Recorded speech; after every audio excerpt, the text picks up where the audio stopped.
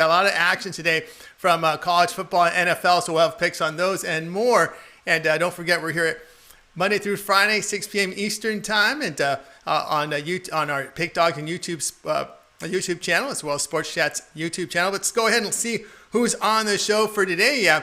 We got a couple spots. Well, Mitch and Damon Sosh will be signing bottom of the hour. Then we have Rodd Zawacky to join us. Ninos with that new camera looking good in the background there. We got Chris Ruffolo. Alex Smart, dead center, right there for our show today. Of course, Shane Mickles will join us, and we'll get some UFC talk from Shane. But let's go ahead and bring in my co-host for today's show, and that's Chris Ruffolo. Chris, we sat through 6 MAC games. What did you take from those last night? Part of me wants to say I'm happy that we have the MAC back, but then you remember that there are teams like Akron and Bowling Green in the MAC, and then you're like, okay, well, you know what? Maybe let's hold our horses a little bit. But I woof a lot of crap, but we're happy to have it back, and there are a little bit things that have to be ironed out early on. Maybe some decision making. I'm talking to you, Buffalo, about running the ball, in the last minute 20 and fumbling on your own 20-yard line, with a minute 20 left with the cover on the line. But you know what? Again, this is all going to be stuff that's ironed out as the season goes on, and it was a good night for some MAC football. It was nice to have some midweek football when there wasn't really much else going on. Yeah, no doubt about that. Not a whole lot going on. It was a MAC. We saw Central Michigan get the job done, and Western Michigan, nice night for them as well. So, Chris, let's take a look here at the game as we start to show off this Utah State-Nevada contest. And right now it's a big line here with Nevada laying 17. Some 17.5s are popping up. I'm seeing 17 and juice. Total sits here at 58. Nevada looked good last week against UNLV, spoiling their home opener. But Utah State's a team, well, they had a tough schedule to begin, but really young and not very good offensively so far. Yeah, and I mean that's kind of what you're going to get. I would tell you I'd expect 0-2 from Utah State when your first 2 games are at Boise State on the blue turf, and then at home against a San Diego State team that is well known for their defense. The thing for Utah State, for me, that's unexcusable is allowing a defense-first San Diego State team to score 38 points. But, again, that's neither here nor there. Nevada just looks like the real deal in the Mountain West this season. I think for me, for this game, my initial lean was towards the under. 57.5 seems like a lot in a game that I could see Utah State struggling in again, and I could see Nevada running the ball a lot. I'm not trying to really, go off of team statistics too much because we are only 2 games into the Mountain West season, but I think that's where my head's at for this one, is probably leaning towards the under. All right, I would have to lean here, laying the points. It's a big number in this one between Nevada and Utah State. All right, continue here on the drive-through, and we're going to go ahead and bring in our first guest for today, and that would be Alex Smart. Alex, you find him over at Pick Dogs Premium. Alex, how are things going for you, and did you get involved in any of those MAC games on Wednesday? Yeah, I got involved with 3 of those MAC games yesterday and went 1-2. It's been one of those weeks, or a couple of really crap weeks, and a lot of juice being spilled here by me, and running at 50-50. But I'll come out of it. I always have in the past.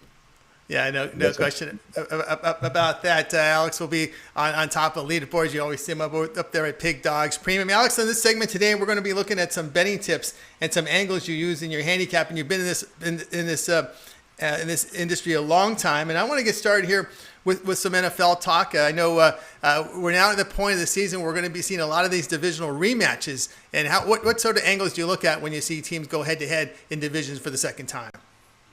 Well, you've got to look at the line. What the most important thing is, I think, right off the bat, is you have to look for line swings. And after, for example, there are different parameters that we have to use here. But so a team destroys another team as 6-point favorites, but they win by 21. And then we see the turnaround, 2 or 3 weeks later, or whenever it is. And then you see, the line not budge again. So you have to pay attention to these kind of things. Where were the mismatches? Was it a lot of turnovers? Things of that nature. There's so many different things we have to look at, and but that's important. It's the difference in the line between the first game and the second game, and then the results of the first game. The first game. All right, Chris, I'll go ahead and turn it over to you. I know I wanted to ask you a question here as we look at our home road splits angles here from college and pro. Oh, for sure. And I mean, you look at some of these, let's talk college football first. I mean, the size of the stadiums are gigantic for some of these bigger schools. Like you've got, just off the top of my head, I can tell you Michigan, Penn State, Ohio State. I'm not just saying that because they're in the Big Ten. These are three teams that have a stadium that holds at least 100,000 people. And then you go to the other side of the spectrum. You have your Charlottes of the world, your UMass, your Western Kentuckys that have stadiums that are barely holding 20,000. And when you're a smaller school going into like the Big House in Michigan or somewhere else that has a giant stadium, it's going to make it pretty hard to hear when that's a full stadium. Granted, now we have to adjust our strategies and how we look at that a little bit, because these stadiums are maybe 25 to at most 50% capacity, if that. And some teams just play better just knowing their home environment. Where the soft spots are on the field. You're used to playing in your own environment. Tony, I know you mentioned it when we were talking about baseball, about how pitchers get comfortable being on their mound at home, even though they're only pitching once every so many days. You get used to your own environment. That still translates to football, whether it be college or pro. NFL, you look at these are still professionals. These are guys that are going to go in there and play football, for a paycheck, no matter how you slice it. But again, there are certain home environments that lend itself to the intensity of the crowd for a road team. Like Seattle's been known for having a crazy road environment. The Raiders have that black hole when they were in Oakland. I don't know how it's going to transfer to Las Vegas. But then you have teams that, let's say like the Chargers, who were spending those 2 years in Los Angeles in a 30,000 seat stadium, and even then they were still having a hard time bringing in fans. So it really wasn't much of a home field advantage. It was almost like you're playing in a partially empty stadium, like you're playing in right now. So to a certain extent, there are certain teams that a home field advantage is going to benefit. Other teams, they like the road environment. They like, for lack of a better term, shutting up the fans for the other team. Letting their play do the talking and going in and being the bad guys and, getting the job done. So that's kind of where my head is at with those. I tend to look at home road splits once in a while when I know that there's a team that has a sizable home field advantage just from reputation alone. But other than that, I think it's just one of the tools that you have to have on your belt when you're handicapping games. All right, continue here on the drive-through. I had a question here for Alex. Obviously the line makers using the computers, do they get the opening line right on these rivalry games? I personally think they don't. I think there's a lot of value in the underdog in these games. How do you see it? Well, there are a lot of times I have to agree with that, but the lines makers play everything off on the long-term consequences. Are they going to make a mistake long-term on these rivalries? And they consider they just go with the basics at that point. And then, let some sharp bettors nail them at the beginning, or, give them direction at least. Mm-hmm. And, okay, Chris, I'll go over to you. You have a question for Alex? Yeah, I mean, I guess my biggest suggestion my biggest question, would be, how do you factor in, like, I know we always hear about people saying, well, injuries are baked into the line when it first comes out. It's not like, the line adjusts to an injury when it first comes out. How do you factor in, like, do you use computer analytics and stuff like that when you're doing your handicapping? And if so, how do you feel that the injury bakes into the line, or does it have that much of an impact when it first comes out? No, I do use computer analytics, and I use, I've got a young man that's a mathematics major that does a lot of numbers for me. And he's as accurate as any AI could be. And one of the a lot of factors are used, obviously, and injuries do come into play. But that's the issue. Different bookmakers in the past graded different players differently, I guess is what we'd say, and apply the amount of points that they're worth. And there wasn't over the years that many players that from an injury that could move a line that much. And that's what's getting into a game tonight. That's what's so very interesting about this San Francisco Green Bay game tonight. You have to we were looking at it, and you have to consider, were the injuries And the whole situation with San Francisco, was it exaggerated, or is it right on, or is it underappreciated or undervalued? And that's what you have to look at, these kind of things. So, what do we have tonight? We have key injuries all the way across the San Francisco lineup, and we have a Green Bay team that's public favorite. So how does a book handle a situation like that? And I think they've handled it perfectly. There's a lot of hooks out there, and there's a lot of late numbers that are sort of steamed up.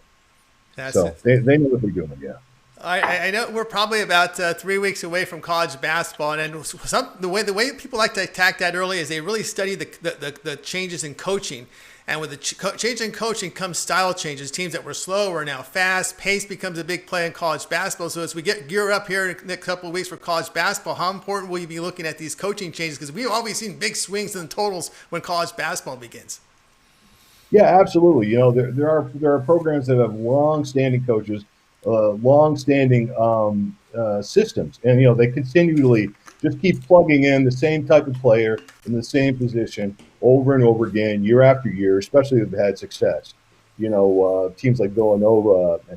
So you have a coaching change. Now, how drastic of a coaching change is it? But you have to remember that this coach sometimes has to deal with a program that was constantly building in a certain direction. So is he capable of, and from his past performances and his past history with other teams, is he capable of handling a team like that? Because if you change a system for a team that was packed, a program that was packed in a certain way, it's very difficult to have that coach be successful right off the bat. All right, that's Alex Smart joining us here on the drive-through. We'll take a look at some betting angles here. As we'd like to let everybody know what you have going on over at Pig Dogs Premium as we begin about a little quarter past the hour.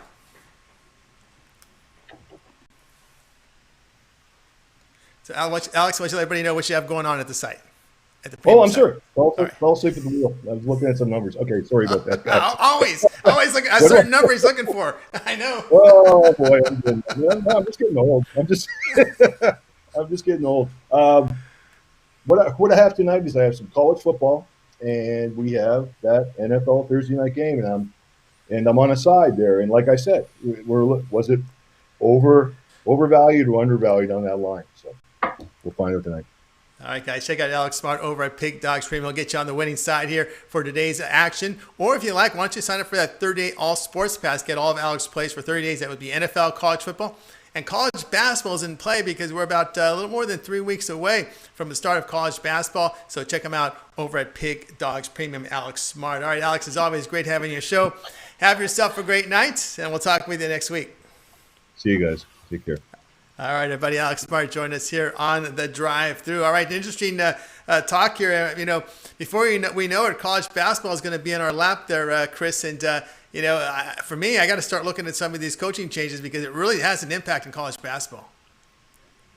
Absolutely. And it's not just like, we're talking like college football. You have 110 guys on a roster, and you have a bunch of different coaches.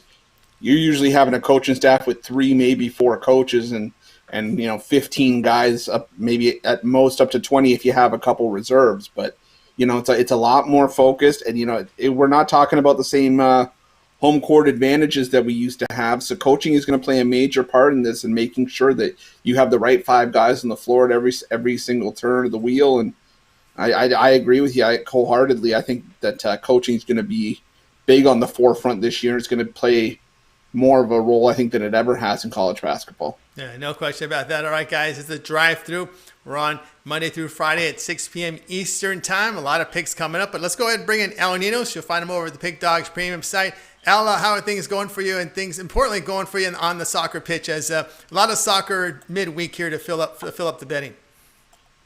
Yeah, soccer's been going pretty well. Had a pretty good week in soccer, so yeah, hoping to keep it rolling here with another soccer pick.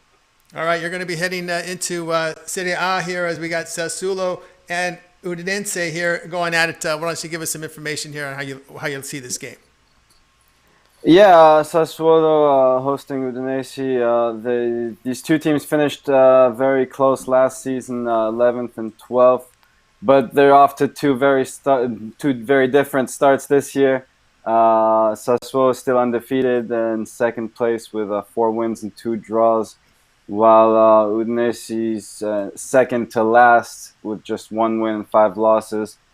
They've had the tougher schedule and have actually played those better opponents quite well. But you have to also think that those better opponents have been probably more focused on their European League matches and Champions League, and probably not too worried about facing them, especially this early in the season. So, again, you have to weigh that in too. And, well, you can't take much from Sassuolo either. You know, they don't make their schedule, but they come out and taking care of business when they had to. And I think we see them do it again here. So, again, neither of these teams is worried about resting players for European competition. So, expect them to come out focused and get the win here. Yeah, going with Sassuolo, laying a goal and a half around the money line at about even money.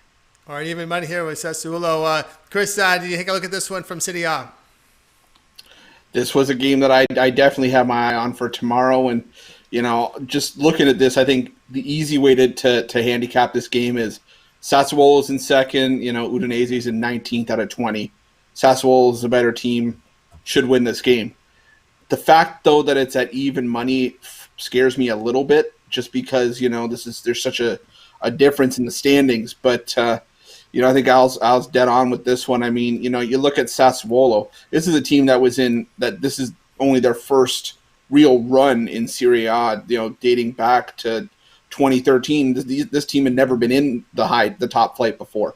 So this is a big step up for Sassuolo. And, you know, they have been playing well. They've been, you know, running the gambit so far. The thing is, though, that they've also given up a fair share of goals, and ironically enough, their toughest game against Napoli the last time out was the only clean sheet they've had this season, where they won 2-0. So, you know, I think they tend to not fall asleep at the wheel, but they tend to ease off a little bit against the lesser teams. So I'm with Al and Sassuolo to win. I think you can take that at even money.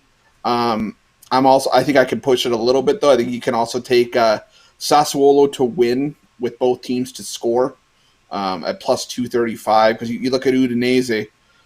Yes, they're 1-0-5 this season, but they've only got a goal difference of -5, which is not too bad for a team that's in 19th place. I mean, they're only losing games against like your AC Milans and your Juventuses of the world by 1 goal.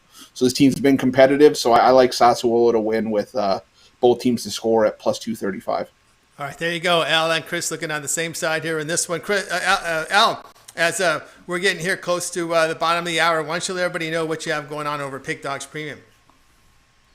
Got my play on the NFL Thursday Night Football. Got a college football play. And, well, for those that are curious if we like our free plays or are they premium plays, this one just might make it. Probably will with not much action going on tomorrow. So, yeah, there you go. All right, guys, so check out Ninos over at Pig Dogs Premium. Why don't you pick up one of his 30-day all-sports pass, now available. Get all of Al's plays. That would be NFL, college football.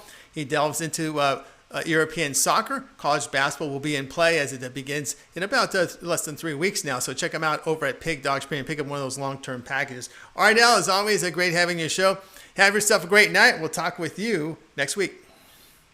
Yep, you guys have a good weekend. Enjoy your football, and we'll see you next week. All right, everybody. Al Ninos here on the drive through. Our continued coverage here as we reach the bottom of the hour. We got a lot more picks coming up. We're going to touch base on that Colorado State-Wyoming game. We'll have a pick on Thursday Night Football, Packers and 49ers as well. So right now it's time for Chris Ruffolo's play, and you're going to be looking at the German Bundesliga.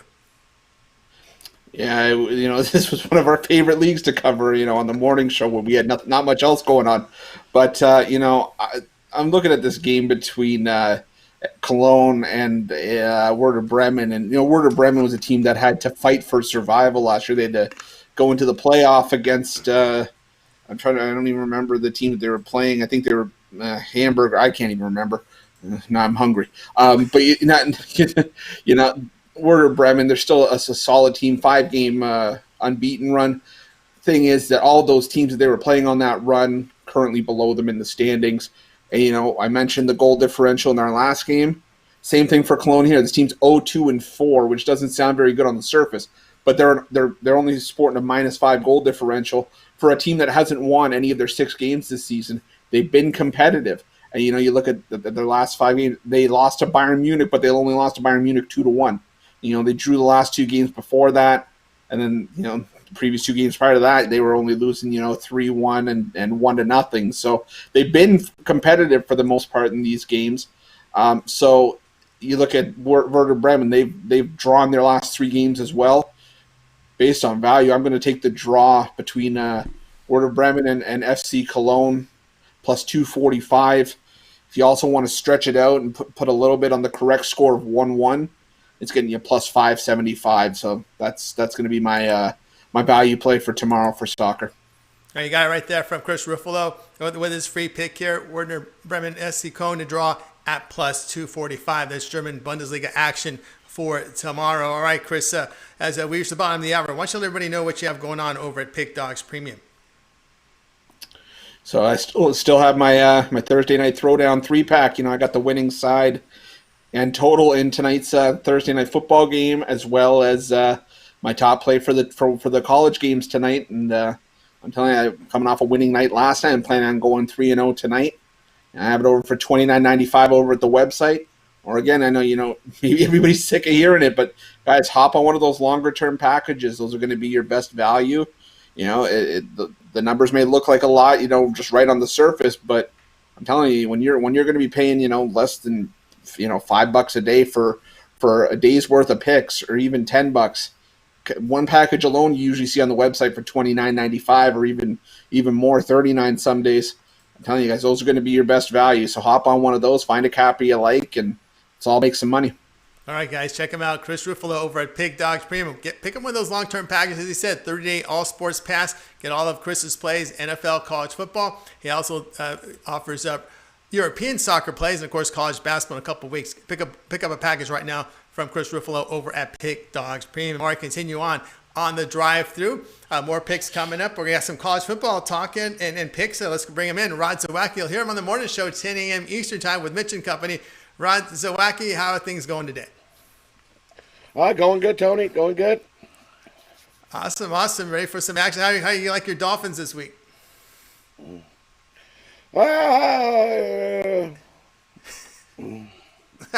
never know what's going to happen.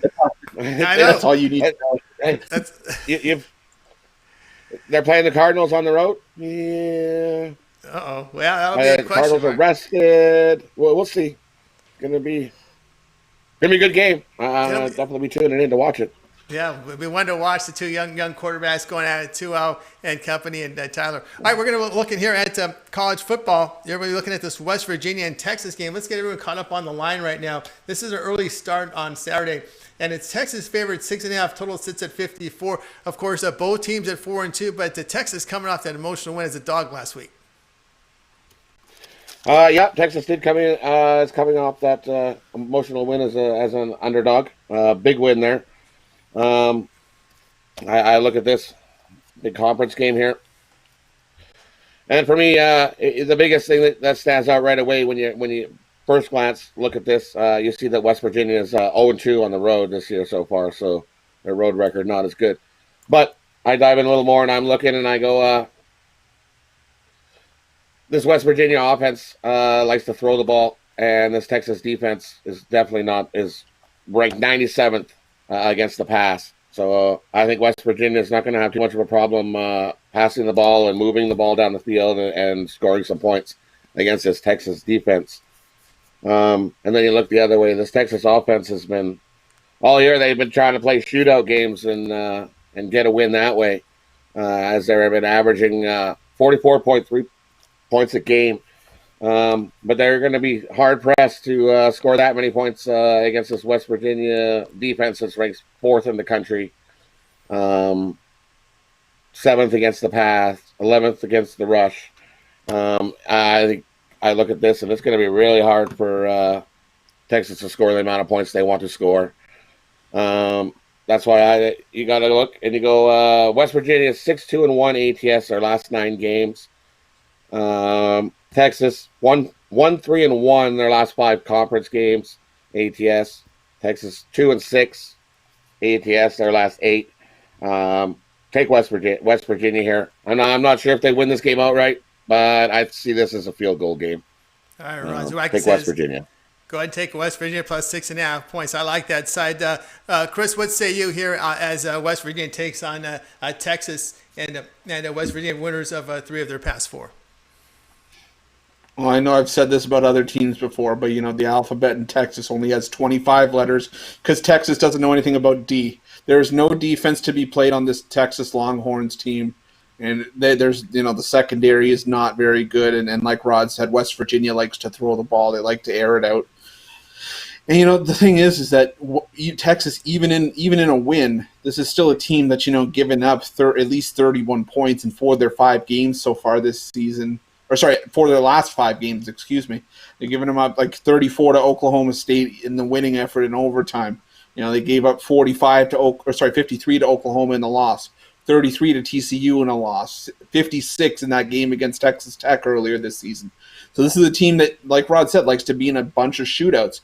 The problem is that you're not going to be in a shootout with a team that plays defense the way that West Virginia does. They're holding teams to 19.8 points per game this season, only giving up 255.7 yards of total offense to the other team. And West Virginia is also the only team currently in the Big 12 with an all-time winning record against Texas. So, do I think that Texas, will compete here? Absolutely. But do I think they get the job done? No, I'm taking West Virginia with the points. I'm even going to put a little bit on the money line as well. I like the Mountaineers to come in and put the horns down at home here. I like West Virginia on the road in this one. Yeah, you can't argue that because in their Big 12 games, they have 1 win by 11 against Baylor, but then they have a 2-point loss at TCU, and their other 3 games, Rod, were in overtime. So they were tied in regulation. Yeah, like I said, they try to play these shootout games, and this is just not a game that they're going to be able to play a shootout game with. Not at all. West Virginia's D is solid. 18 sacks, 9 interceptions. Texas is in trouble this week. All right, can't argue that one. All right, Rodd Zawacky join us here on the drive-thru. Rod, as we pass the bottom of the hour, why don't you let everybody know what you have going on over at Pig Dogs Premium? I still got 3 selections. I've got the side and the total in tonight's NFL game, as well as college football side, all together in one package. It's been a good week. Winning day Monday, Tuesday, Wednesday. Trying to continue it up here. Keep winning every day. Don't miss out. Don't miss out. So check out Rodd Zawacky over at Pig Dogs Premium. Pick up one of those long-term packages. You got 30-day all sports pass. Get all of Rod's plays for 30 days. All right, Rod, as always, great having your show. Have yourself a great night, and we will talk with you tomorrow. You guys have yourself a wonderful evening and well. See you tomorrow morning, Chris. All right, everybody. Rodd Zawacky join us here on the drive-thru. We're about moments away from bringing in Shane Mickles as we're going to talk some MMA action. Let's go ahead and bring him in. Shane, how are things going for you today? They're going good. How about for you guys? Oh, I can't complain. Of course, we're going to talk about UFC coming up here at this weekend coming out of Vegas. It's UFC Fight Night from the Apex Center in Las Vegas. And what would you put right now, believe the state of UFC is right now? I mean, it's only growing in popularity. A lot of young fighters coming up. You always got the McGregors and the John Jones and the Habibs, but there's a lot of good years, and I think the UFC is in good shape for many, many years to come. All right, that's good news to hear here from Shane Mickles as he's here joining us here on the drive-thru. Let's go ahead and get started with your show pick, and then you can maybe highlight some of the card here from UFC Fight Night on Saturday night, and you're going to be looking at Glover Teixeira and Thiago Santos. Yeah, this might not be as strong a pick as the last couple that I've had, but this one's more just based on value. Thiago Santos, his last fight out, tore his MCL, his ACL, his PCL. I mean, he just destroyed his left knee against John Jones. Hasn't fought since July of 2019, and legs are a big thing for Santos. And I think that's gonna be a big impact on this. I mean, obviously, he could always have his full power back. But, I mean, it's his first fight coming back from a major injury to his knee. There's going to be issues. Glover Teixeira is coming off a fight over Anthony Smith where he dominated Smith, and Smith is a guy who not often gets dominated. I'm going to take the value here. I think Bowen plus 180, plus 200.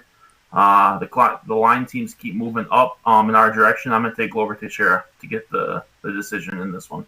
All right, Shane says go ahead, Glover Teixeira plus 200 to beat Thiago Santos in this one. Chris, have you looked at this one and your thoughts on this fight?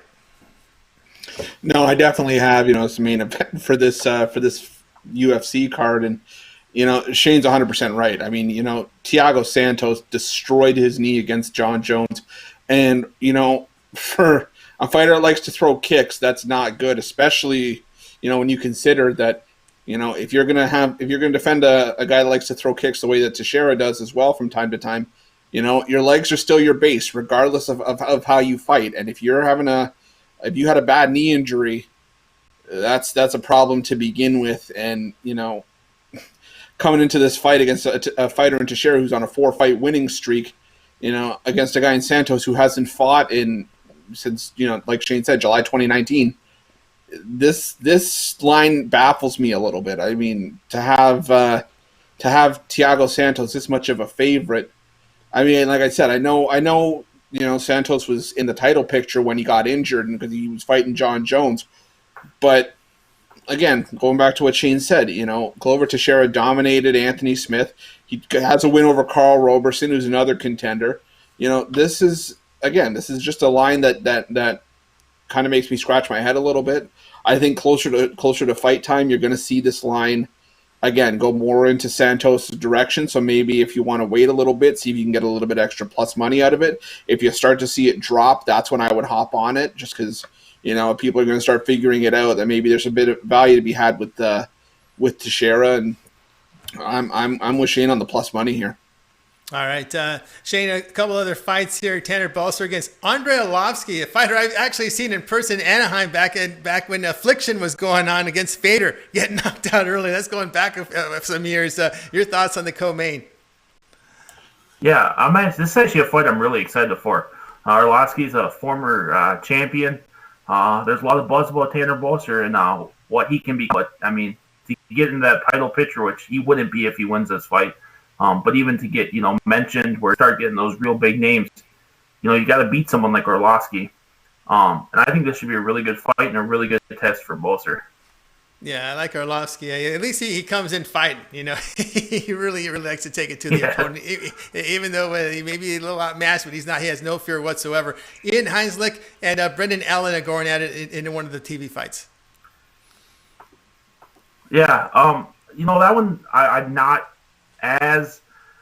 That one's like basically a pick 'em, and I think the line's just about right with that one. I could see it going either way. They both are coming into this fight strong.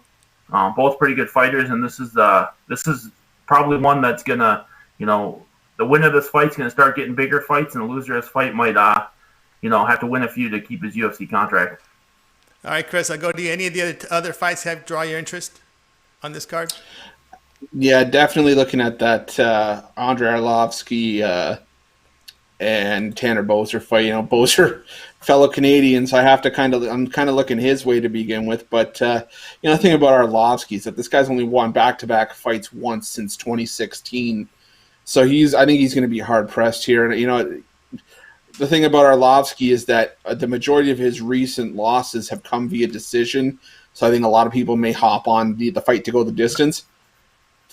Tanner Balser has a pair of cinder blocks for hands. I think he's gonna knock Andre Arlovsky out. This could be one where you see the mouth guard go flying and into the second row, even though there's going to be nobody there to catch it. I think Arlovsky's going to get dropped. I'm also looking at Claudia Gadelha against Yan Xiaonan. I think Claudia is just a way better fighter in this one. I think she's trying to get back into the title picture as well, and kind of want to see how Giga Chikadze does against Jamie Simmons.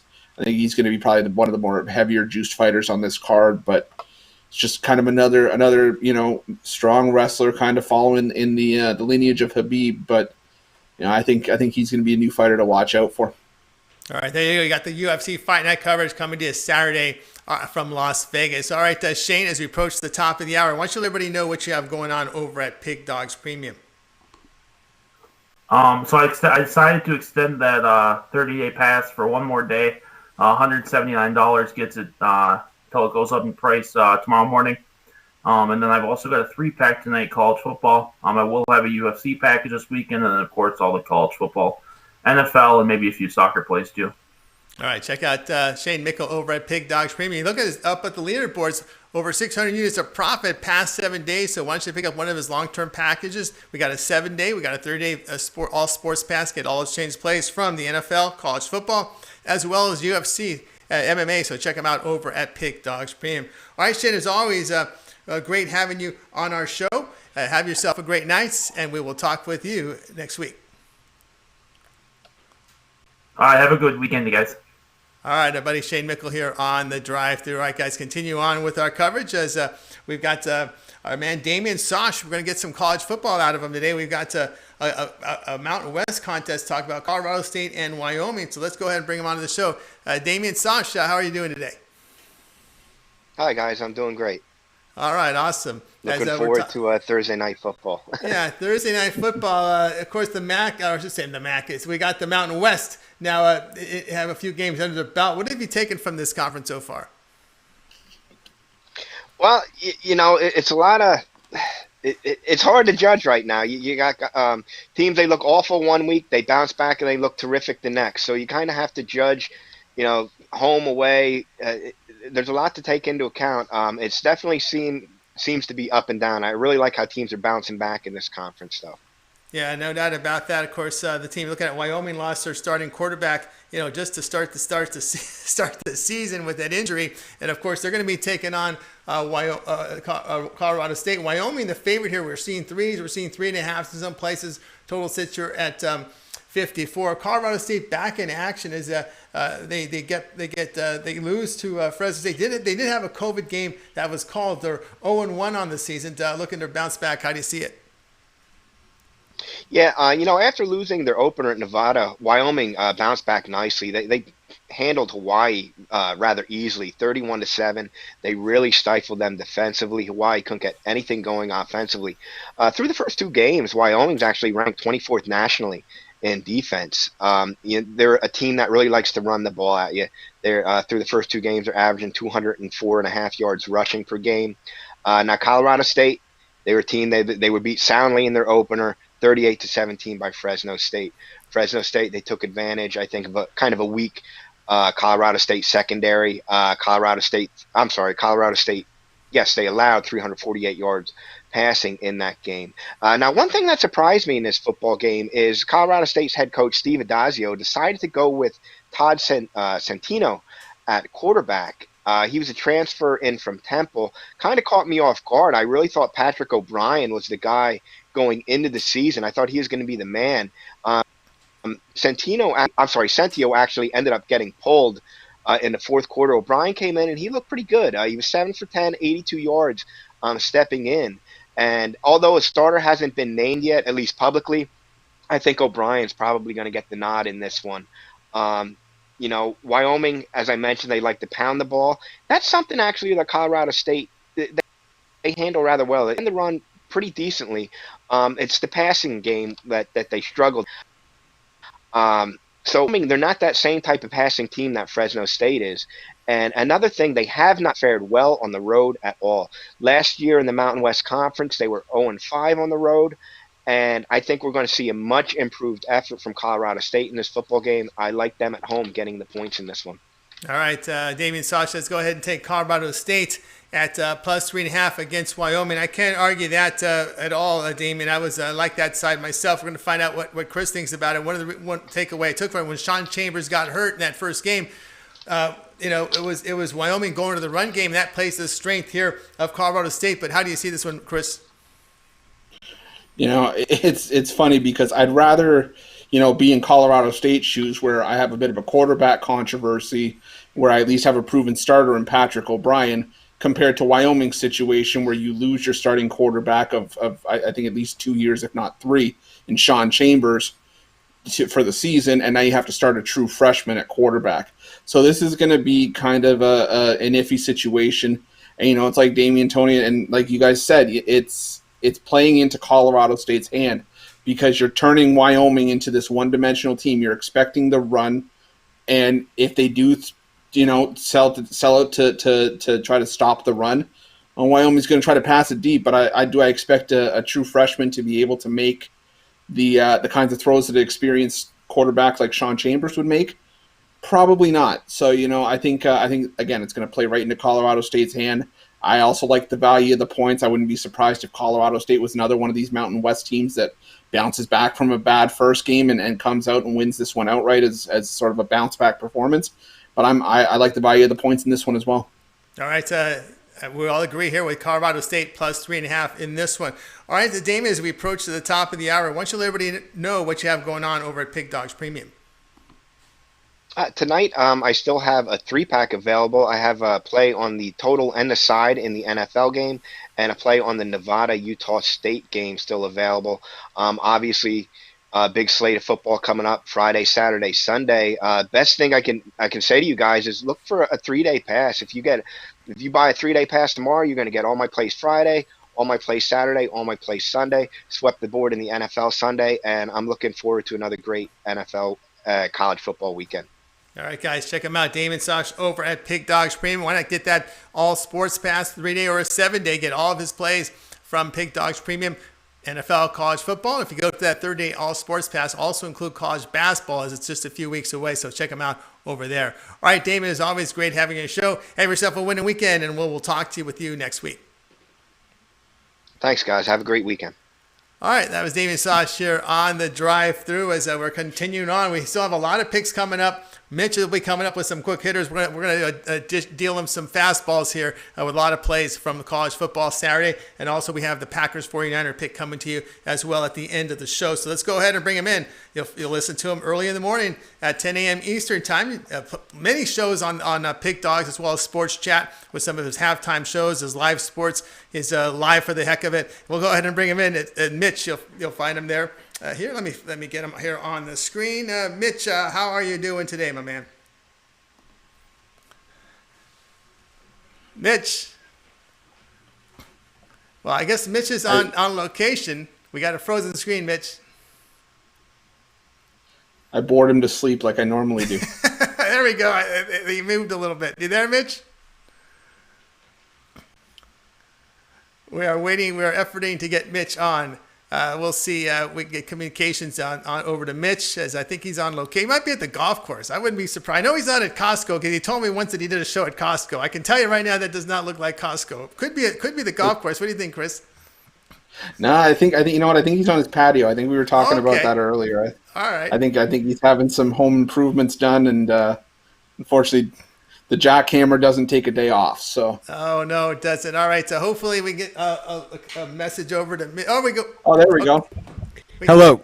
I can hear you now, Mitch. Welcome. Yeah. Sorry about that. A little bit of internet problems. I'm outside. They're doing construction at my house, so I'm out on my porch today. So a little bit different look, but hopefully some strong picks. Tony emails around. He's like, Tony's a great organizer. So it's not like our free for all in the mornings that we have that, who in the hell even knows what we're talking about half the time.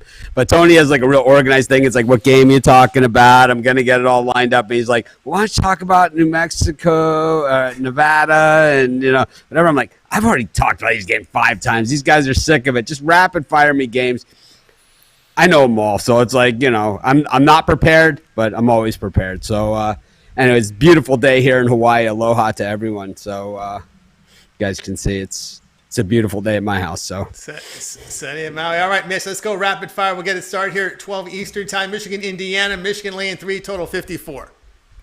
Jim Harbaugh chokes in the big games, but the games that he generally cleans house are these lousy games like this. Teams like Indiana where, people see this upstart team and it's like, oh, Michigan's Jim Harbaugh. He's absolutely terrible. He's up against Tom Allen here, who I absolutely hate his guts, right? I mean, how many games has he choked away for us over the years and just coached us right out of? So we have 2 really bad coaches, but a really big disparity in talent. Michigan coming off that Michigan State loss, people looking past them. I like Michigan in this one.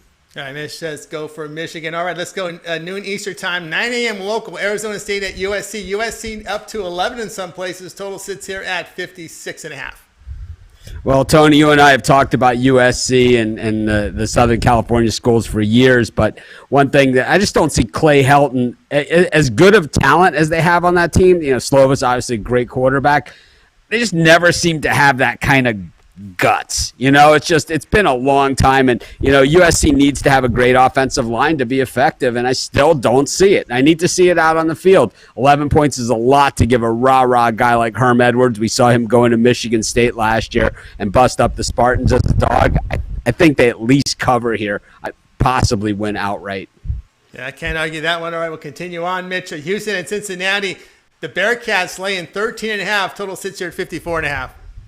As much as infatuated as Chris is with the Houston quarterbacking situation, I think that we have a Bearcats team here that is just some really, really heavy hitters. I just love teams that play defense and tackle hard. I've always been a defense guy. That's why I don't play fantasy football.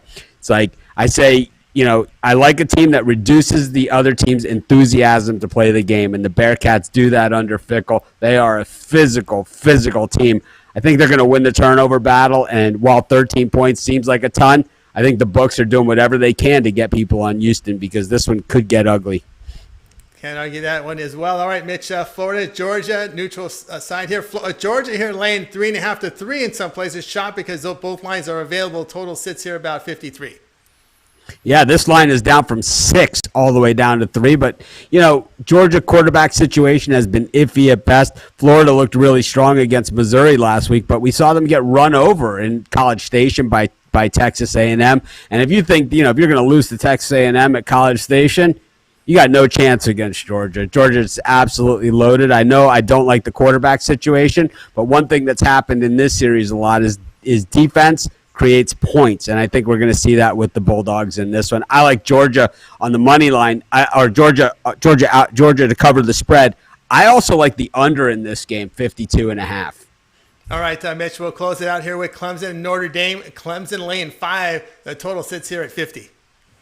One thing we know about Brian Kelly coach teams, when they play against the Navies and the, not even Navy anymore, right? When they play against the, Western Michigans of the world or the Pitt or someone like that, well, they really always look great and the band is always fired up. And, you can go to just about any sports bar in the United States and there's a little group of people just going crazy that they're beating up on a lesser team. But when it comes time to step it up against the big boys, they get stepped on a regular basis.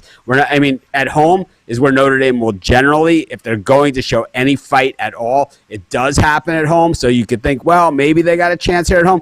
Clemson is just way too much. Way too much for these guys. This is a team that scored 12 points against Louisville and Florida State scored 26 on.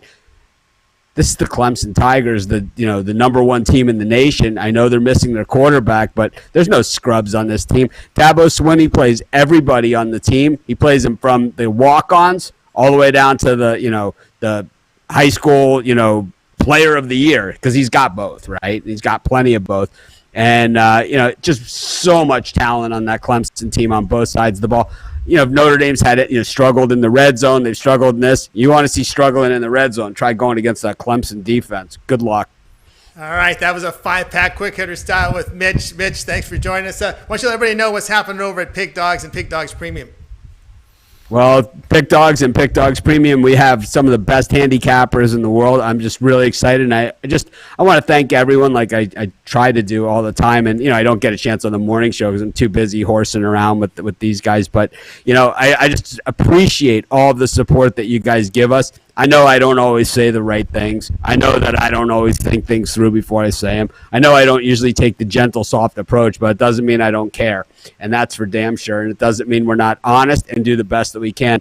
With our premium picks, I never just put out picks for the sake of putting out a pick or because nothing else is out there or anything like that. These are my best. I only put my best bets in the premium area. I don't win them all, but I certainly try to win them all. And the same thing with my free picks. I try to win them all. And it's like I think it's hard to explain. Tony and I have been at this forever, right?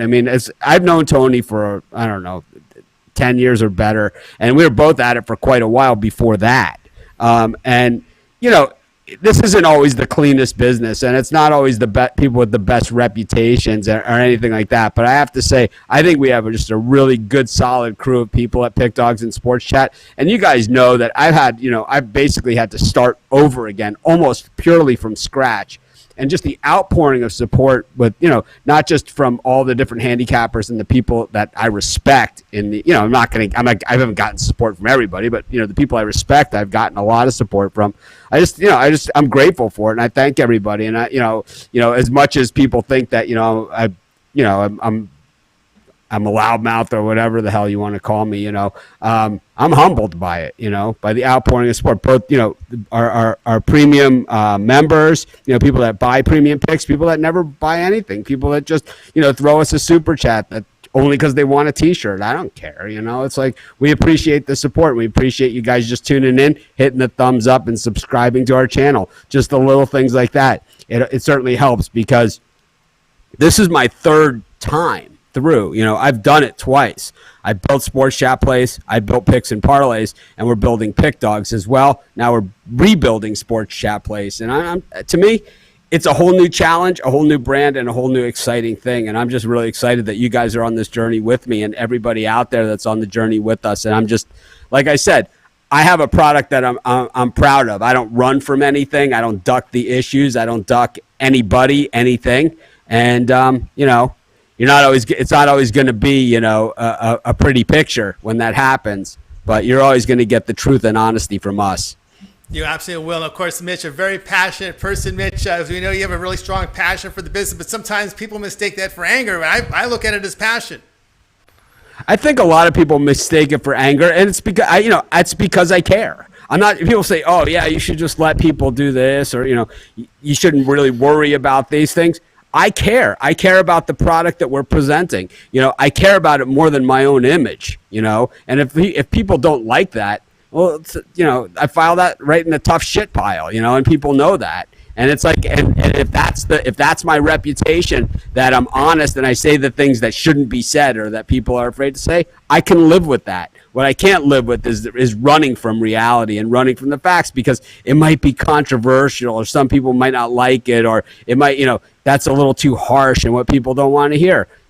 Tony was, we were friends when I got my first death threat online, and and we're still friends. And Tony's like, you know what? Maybe Tommy Bowden should have been fired at Clemson even though they're ranked number 6 in the country. Right? It's like, I used to get the death threats over that. Now I get it over other stuff. I know the bigger things get, the tougher it is, and the more haters there are always going to be, but we always know the loudest boos come from the cheapest seats, and it's like, that's the way it's always going to be. And the people that support us, we always support them. I think anyone knows that's ever emailed me, that's ever spoke to me, that's ever met me, we get an hour a day, to come online and to show you guys our online persona.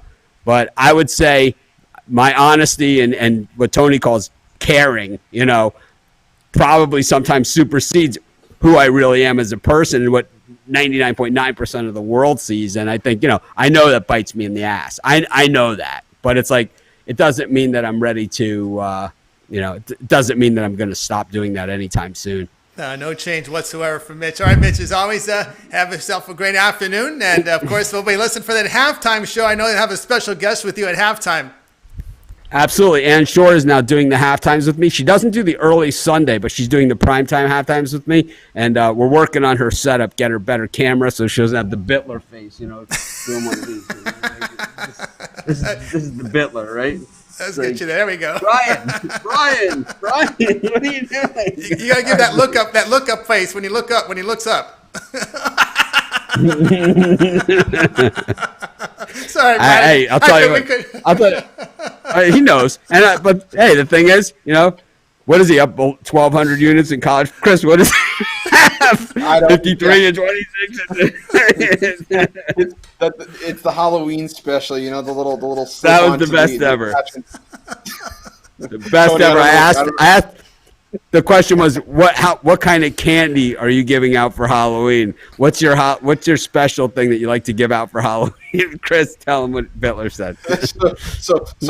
So Brian starts spouting out about his college football special, and then Mitch looks at him and goes, "No, the candy that you're handing out." And I say, kids are gonna ring the doorbell with their little buckets, go trick or treat, and all you're gonna hear from Brian's 53 and 13 college football handicap.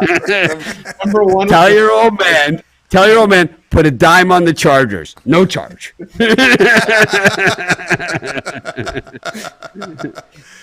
Beautiful backdrop there for Mitch. Enjoy the afternoon. It's my home. Up in This paradise. Enjoy paradise, and you're back at it at halftime. Absolutely. This is my house, everyone. This is where I live. Beautiful, beautiful. All right, Mitch, take a break. Enjoy it. We'll see you at halftime of the Packers and 49ers. Aloha, everyone. All right, everybody. Mitch here on the drive-through. Catch him every morning, 10 a.m. Eastern time. You'll have Chris and Rod, Annie, and Brian on board here. Did I miss? I think we got everybody there with that morning show. It's a packed show, 10 a.m. Eastern time. All right, I just want to get your thoughts. I know, Mitch, we gave him a 5-pack. Any game out there really stand out to you? Oh man, I think you hit on a couple of them. I like that Michigan game. What else? I like that Arizona State game. I like Cincinnati. You know what? I know we're getting close to we're past the top of the hour. Throw a couple at me, Tony. I'm game for this. I don't want to be left out. You don't want to be left out of it. All right, let me throw a couple here at Chris here. We'll go rapid fire with Chris Ruffolo here on the drive-thru. And you know what? I'm going to throw one issue for Friday. NC State, Miami laying 10.5, total 58. Yeah, the thing about NC State is that they usually put their best foot forward at home, and my concern with Miami is 1-1 straight up on the road and 1-1 against the spread against 2-0 and 2-0. The thing is, though, that this is a solid NC State team that's scoring 31.5 points per game. They're also giving up 34.2 on the season in Miami. 32.84, 22.2 against. I could easily see this one going over 60 points, well over 60. I like the over in this spot. All right, this one from the chat room. Liberty and Virginia Tech here. Virginia Tech laying about 15 to 14.5, total 67.5. This was one that I was kind of back and forth on because, all of Liberty's opponents up to this point, a combined record of 4-28. And, Virginia Tech, a much better team at home. The problem is Virginia Tech, another one of these teams that likes to give up points in bunches. And, say what you want about Liberty. They've been getting the job done, and they've been doing it handily. Now, can they do it against another Power 5 team? My thought process is, Liberty, while they're an independent, they can try to make their own schedule. They may have a ranking next to their name. They may not, depending on their schedule. Again, you can argue that the strength of competition. But, they're going to want to take down these big boys whenever they have a chance. Your Virginia Techs, I think they probably expected a little bit more from Syracuse when they had that on the schedule. I'm definitely leaning towards the over in this one. I could easily see this game hitting 80 points as well. But for a side, I was leaning towards Liberty in the points in this one. I think Liberty keeps this one close as well. I think that offense is legit. Can't argue that one. Oklahoma State, Kansas State here. Oklahoma State laying 12.5, total sits at 46. This one really ballooned up from 9.5. That it did, and I'm a little bit weary because Kansas State's been a team that I've for the lack of a better term, kind of rode into the ground, and Oklahoma State coming off of that loss to Texas in overtime, going out on the road and trying to get the job done in this one. Kansas State's a hard place to play, but the thing is, Will Howard. Having to field Skylar Thompson's shoes is a true. That's a tough ask, and I think Oklahoma State. This is a case simply of the better team laying points on the road. 12.5, and it's a lot for a conference game, a rivalry game, when you have Kansas State that likes to hit you hard and take it to you physically, and if this was a packed stadium, I would be on Kansas State, but with the situation that we're in, I think Chuba Hubbard takes over, and I think we see Spencer Sanders and Tylan Wallace hook up a couple times here. I'm going to lay the points with Oklahoma State. UCLA, Colorado, UCLA laying 6.5. There is a 7 out there, total 55.5. Hop on this one while you can, because if you start seeing people on Colorado, the line's going to shift. I love the Buffaloes in this spot. I think they're extremely underrated. UCLA was struggling to begin with under Chip Kelly, and now losing Joshua Kelly as the running back, who's now catching passes from Justin Herbert for the Chargers. This UCLA team, I think, is going to take another step backward. I think they're going to rival Washington State, and your potentially your Washingtons and any other team that's going to find themselves at the bottom of the Pac-12 this year. There's just not a lot going on. I think Chip Kelly needs to sort of step away from the coach and maybe become an analyst, but I think he's just going to be more of a detriment to this UCLA program than he's worth. I love the value of Colorado and the points. I'm putting a bit on Colorado money line as well. I can already tell you that right now. Yeah, Darrell looking for revenge against his former school. All right, we'll close out the rapid fire here with Stanford at Oregon. The Ducks are laying 7.5 to 8.5 in some places. Total sits at 51. Yeah, you know what? I don't know if I've ever kind of gone over this. I know any of our Ontario friends or even our Canadian friends in the chat room will know what I'm talking about. We have a system up here called ProLine. That's how we can gamble on sports. Basically at your corner store, or if you don't play online. And the lines are predetermined. They don't adjust it as the money comes in. These are preset lines. When they have to change the line, they close the game off, put it back up the next day with a new line. This that I'm playing with, this is one of the games I'm playing personally multiple times. And I'm playing it at Oregon -10.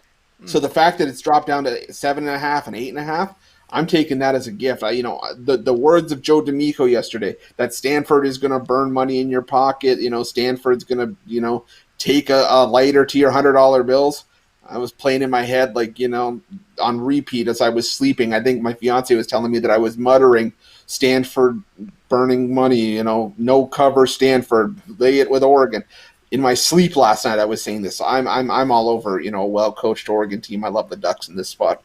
All right, that was Rapid Fire here with Chris Ruffolo. You can find his premium plays over at Pig Dogs Premium.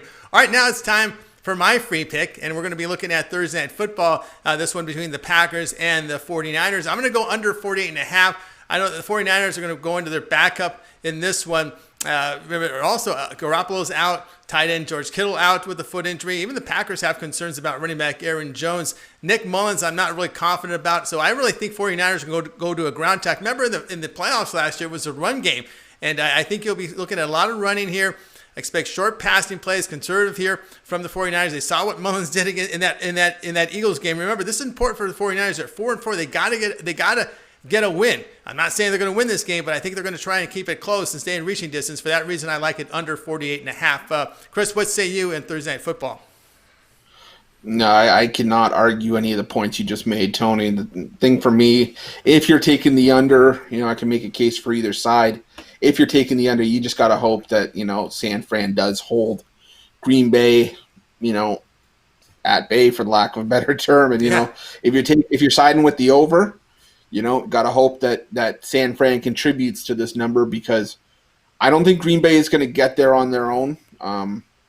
But I can definitely see Green Bay taking advantage of a less than imposing San Francisco defense, with guys like Bosa and Sherman out.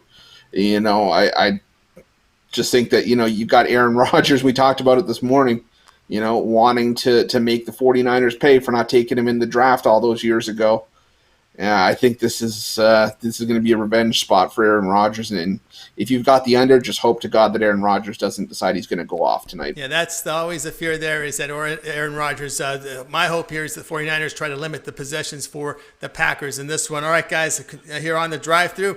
Remember, we're here Monday through Friday, 6 p.m. Eastern time, with a lot of picks. Tomorrow we'll have a lot of football to cover, a lot of picks from the Pigskin College Football and the NFL, so be sure to tune in tomorrow, 6 p.m. Eastern time. It all gets started, though, in the morning with the morning show with Mitch and Company at 10 a.m. Eastern time. Now it's time to recap the picks from today's show. All right, we'll start out with El Ninos. We're going here with some Serie A soccer, some betting action here for Friday afternoon. Play Sassuolo at -half a goal, and that was at +100 odds against Udinese. Serie A. Chris was on playing on Werder Bremen and FC Cologne to draw at +245. Rodd Zawacky, West Virginia, the Mountaineers, +6.5 against Texas. Shane with some UFC Fight Night for Saturday. Glover Teixeira, +200 odds against Thiago Santos. Damien Sosh was on Colorado State, +3.5 against Wyoming. We all agreed on that one. Yours truly was on the Packers and 49ers go under 48.5. And let's recap really quickly from Mitch. I know Mitch liked, we started off here with the Indiana-Michigan game. And that one, I should have written him down. Michigan, right? I know he likes Arizona State plus the points. That one I know for sure. And the Georgia-Florida. I know he likes Georgia in that one. I know he likes Cincinnati as well against Houston. Yeah, Cincinnati and we went to Clemson here. He liked Clemson.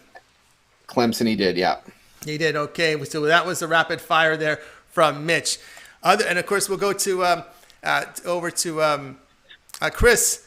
Other than your play, which one do you like the best? As we try to get Al Ninos' picture up here.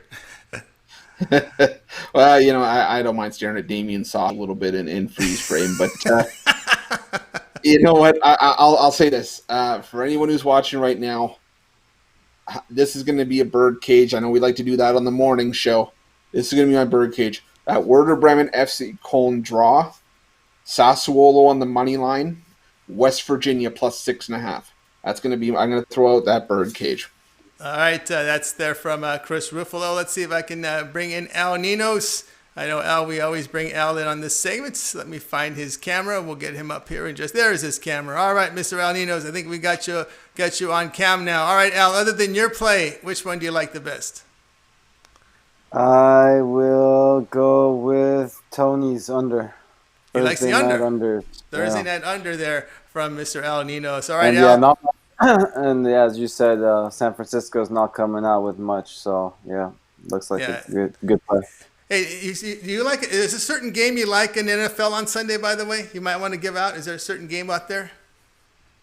Sorry, caught me off guard. Yeah, no, there's a couple of plays I really like. Which is the one you told me earlier? You told me with the Raiders and. I was gonna give the Raiders, Raiders Chargers over.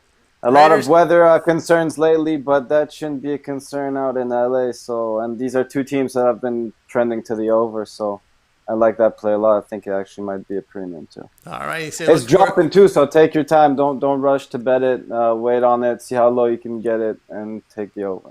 All right, that was from Al Ninos. A little bonus play here for you on the drive-through as we go to close. What do you got, Chris? Tony, I'm waiting for yours. Oh, that's right. I like Damian Sash's play, Colorado State plus 3.5. I'm in all in. I like that one. I like the fact that Wyoming, after losing their quarterback, they've kind of shown their cards what type of team they are, and that plays to the strength of the Rams here. And I think that Mountain West team, I think I've seen a lot of teams just beat up on each other. That's the way it looks like so far this season, right? Yeah.